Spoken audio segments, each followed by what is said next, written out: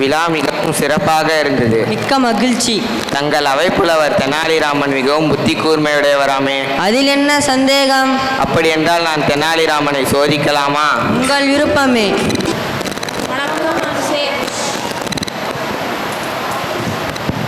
அரசே, நேற்று விழா எப்படி இருந்தது?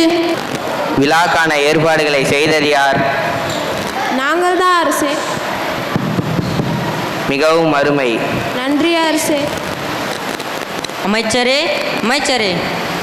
வணக்கம் அரசே. நாளை தெனாலிராமனை அரசபைக்கு வருமாறு அழைப்பு விடுங்கள். உத்தரவு அரசே. சிப்பாய்களை நாளை தெனாலிராமனை அழைத்து வாருங்கள். அப்படியே நடக்கட்டும் அமைச்சரே. வணக்கம் அரசே. தெனாலிராமா, உன் புத்தி கூர்மையை நான் சோதிக்கலாமா? என்னது புத்தி கூர்மையா? சரி அரசே. எனக்கு காலையில் தங்க மஞ்சள் நிறத்திலும், நடுப்பகலில் சிவப்பு நிறத்திலும், இரவில் 7 வர்ணங்களிலும் ஒரு அற்புத குருவி ஒன்று வேண்டும். அது சில சமயம் 3 கால்களாலும் சில சமயம் 2 கால்களாலும் நடக்க வேண்டும். பிறகு 7 இறக்கையை கொண்டு வானில் பறக்கவும் வேண்டும். மன்னர் கூறியவாறே ஒரு பறவையை விரைவில் கொண்டு வா. ஆமரசே, நாளைக்கு நான் அத்தகைய பறவையோடு வருகிறேன். தலையே சுற்றுகிறதே, என்ன செய்வது? ஏன் தெனாலிராமா?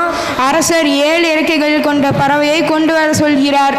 அரசர் கூறியபடியே அந்த பறவையை கொண்டு வா. ஆம், அரசர் கூறியவாறே அப்பறவையை கொண்டு வர வேண்டும். தங்கள் அவைப்புலவர் தெனாலிராமன் நான் கூறியவாறே பறவையை கொண்டு வந்து விடுவாரா? அதில் என்ன சந்தேகம்? காட்சி 4. இடம் அரசபை. பங்கு பெறுவர் விஜயவர்தனர், கிருஷ்ணதேவராயர், அமைச்சர்கள் மற்றும் தெனாலிராமன். தெனாலிராமன் அரசபைக்கு தாமதமாக வருதல். உடை கிழிந்திருந்தது. அதில் முட்களும் மண்ணு ஒட்டியிருந்தது. கையில் காலியான பறவை கொண்டு இருதல்.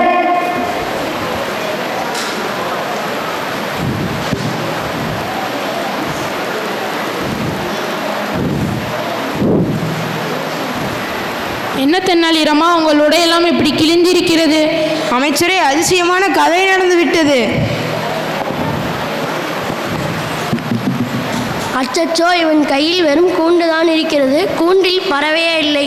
என்ன நடக்கப் போவதோ தெரியல. பார்ப்போம். என்னது, கதையா? ஆமரசே, நீங்கள் கூறிய ஒரு குருவியை பிடித்தேன். நானும் அதை கூண்டில் அடைத்தேன். எங்கே அது? வெறும் கூண்டு மட்டும் தான் கையில் வைத்துள்ளாய். ஆமரசே, அப்பறவை தனது மாயமான 7 இறக்கைகளால் பறந்து சென்று விட்டது. என்னது, பறந்து விட்டதா?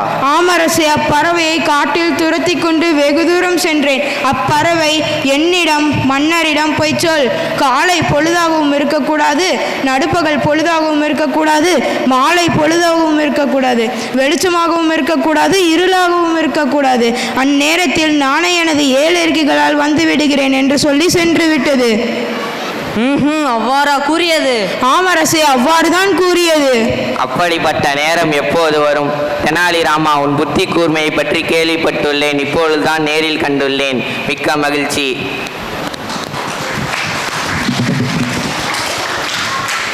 எங்கள் அரசவை புலவரான தெனாலிராமன் எப்போதும் புத்தி கூர்மை உடையவர்தான். வாழ்த்துக்கள் தெனாலி.